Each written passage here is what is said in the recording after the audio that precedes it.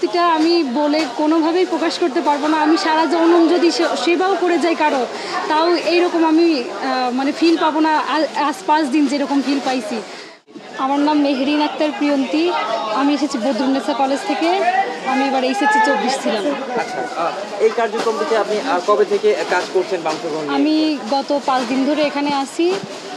5 দিন ধরে সকাল 10টায় আসি, রাত 10টায় যাই, 12 ঘন্টা। যেহেতু আপনি 5 দিন ধরে ভলেন্টিয়ার হিসেবে কাজ করছেন, আসলে আপনাদের টোটাল যে কার্যক্রমটি রয়েছে, এই কার্যক্রমটি সম্পর্কে যদি আমাদেরকে একটু বিস্তারিত বলতেন যে আসলে সকাল 10টা থেকে রাত 10টা পর্যন্ত কীভাবে কার্যক্রমগুলো পরিচালিত?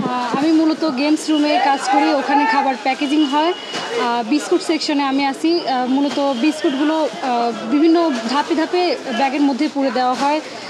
প্রথমে মুড়ি যায়, এরপরে চিড়া, এরপরে টোস্ট বিস্কুট, এরপরে ছোট বিস্কিট, তারপরে অন্যান্য যেগুলো আছে খেজুর, চিনি, গুড়, কয়েল, প্রয়োজনীয় আরও জিনিসপত্র, মোমবাতি, স্যালাইন, ওষুধ, তারপরে বেবি ফুড, বাচ্চাদের যেগুলো প্রয়োজনীয়, এছাড়াও নারীদের প্রয়োজনীয় ন্যাপকিন, এগুলো ধাপে ধাপে দেওয়া হয়। এছাড়াও পানি বিশুদ্ধকরণের জন্য ফিটকিরি অথবা পিউরিফাইং ট্যাবলেট দেওয়া হয়। মানে এটা ধারাবাহিক পর্যায়ে চলে ওই গেমস রুমের মধ্যে। আচ্ছা, এই মুহূর্তে আসলে জরুরি পণ্য কোনো কিছু আসলে দুর্লভ বা রয়েছে কিনা, মানে যেগুলো আপনারা পাচ্ছেন না, এরকম কোনো পণ্য আছে? হ্যাঁ, সাধারণত কয়েল, তারপরে ফিটকিরি, মাঝে মাঝে খেজুরও কম পড়ে যায়, আবার চিনি, গুড় এগুলোও কম পড়ে যায়। আমাদের ত্রাণের যে টাকাগুলো ওঠে ওইগুলো থেকে ভাইয়ারা কিংবা বড় যারা আছে ওনারা ওইগুলো কেনার চেষ্টা করে ওইগুলোর টাকা থেকে। আচ্ছা, আমরা যদি জানি যে আপনারা বিভিন্ন জেলা প্রশাসকের সাথে যোগাযোগ করে অগ্রাধিকার ভিত্তিতে ত্রাণগুলো পাঠাচ্ছেন, এক্ষেত্রে আসলে জেলা প্রশাসকের কাছে কেন যোগাযোগ করছেন বা অন্য যারা ত্রাণ দিচ্ছে বিচ্ছিন্নভাবে তাদেরকে কী ধরনের মেসেজ দিবেন? হ্যাঁ, জেলা প্রশাসকের মাধ্যমে এই জন্যই দিচ্ছে যাতে প্রত্যেকটা জায়গাতেই এটা সঠিকভাবে বন্টন হয়। আর যারা এখন বিভিন্ন মাধ্যমে ব্যক্তিগত মাধ্যম হিসেবে দিচ্ছে, আবার কয়েকজনের মিলিত প্রচেষ্টা দিচ্ছে, আমরা তাদেরকে বলবো আপনারা গ্রামের ভেতরের দিকে যান। শহরের দিকে সবাই দিচ্ছে, কিন্তু ভেতরের দিকে অনেক জায়গায় এখনও ত্রাণ পৌঁছায় নাই। তো আমি ওদের কাছে এটাই আমার বার্তা থাকবে যে আপনারা ভেতরের দিকে যান, যারা এখনও অনেকেই উদ্ধারও হয়নি এখনও। তো ওনাদের কাছে গেলে হয়তো তারা ভালো মতো ত্রাণ পাবে। হয়তো এখনও 5-6 দিন হয়ে গেছে, তারা এখনও খাবারও পায় না, এমনও আছে অনেক ভেতরে গ্রাম অঞ্চলের দিকে। তো তাদেরকে ওই দিকেই যেতে বলবো। আচ্ছা, এই যে আপনারা ছাত্র সমাজ মিলে আসলে একটা নতুন বাংলাদেশ গড়লেন এবং নতুন বাংলাদেশের জন্য অক্লান্ত পরিশ্রম করে যাচ্ছেন, দিনরাত কাজ করে যাচ্ছেন, এই কাজ করার আসলে যে অনুভূতিটি, এইটি যদি একটু ব্যক্ত করেন।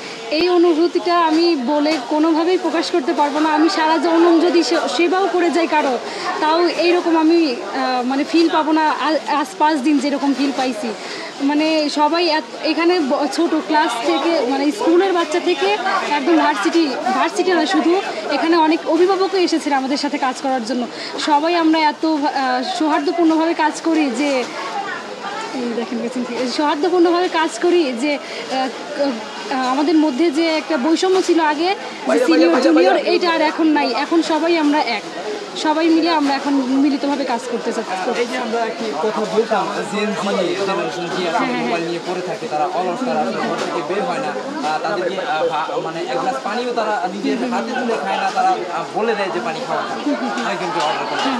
তাদের দ্বারা এই কাজটি এইভাবে সম্ভব হচ্ছে এবং বন্যা পরবর্তী যে পরিস্থিতি তারা এইভাবে মোকাবেলা করছে, এই জেনজির ব্যাপারটিকে আসলে আপনারা কীভাবে দেখেন? আপনি একজন সেই হিসাবে কীভাবে দেখেন? পূর্বে তো কেউ ভাবতেই পারছিল না যে এই জাতির দ্বারাও কোনো কিছু দেশ স্বাধীন হওয়া সম্ভব। যখন এটা নিশ্চিত হইল যে এই জাতির দ্বারাও দেশ স্বাধীন হওয়া সম্ভব, তখন তো আর কোনো বাধাই আমাদেরকে আটকায় রাখতে পারতেছে না। সব বাধা আমরা অতিক্রম করে সামনের দিকে এগিয়ে যাচ্ছি। ইনশাল্লাহ আমরা সামনে আরও যত বাধা আসবে, আরও বাধা এগিয়ে পার হয়ে চলে যাব আমরা। আপনারা শুধু পাশে থাকবেন, তাহলেই হবে।